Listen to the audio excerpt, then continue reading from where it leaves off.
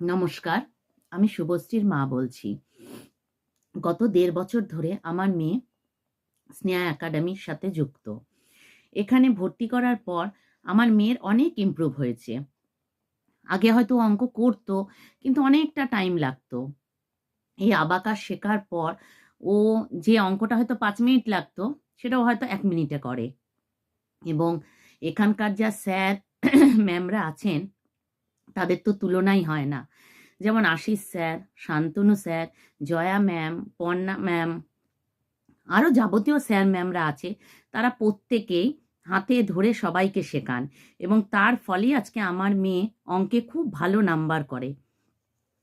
আর এছাড়াও আবাকাশের তো যাবতীয় অ্যাক্টিভিটিও আছে, সেগুলোতেও আমার মেয়ে যোগদান করে এবং খুব আনন্দ সহিত সেগুলো করে।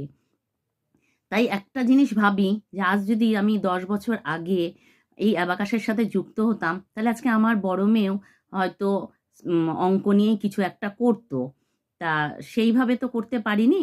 তা এখানে আর কিছু বলার নেই।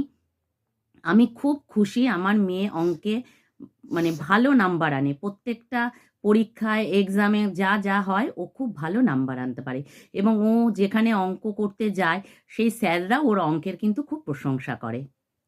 হ্যাঁ, আমি আগে অঙ্কে ভয় পেতাম। কারণ আমি খুব ভালো অঙ্ক পারতাম না। কিন্তু স্নেহা একাডেমিতে যোগ করার পর এখন আমার অঙ্ক খুবই ভালো এবং আমি অঙ্কতে খুব স্ট্রং হয়ে গেছি। তাই এখন অঙ্কতে আমার আর ভয় লাগে না। কিন্তু আগে আমি অঙ্ক সাবজেক্টটা খুবই অপছন্দ করতাম, কারণ আমি খুব ভালো অঙ্ক পারতাম না। কিন্তু এখন আমার এই সাবজেক্টটা ফেভারিট হয়ে গেছে। নমস্কার।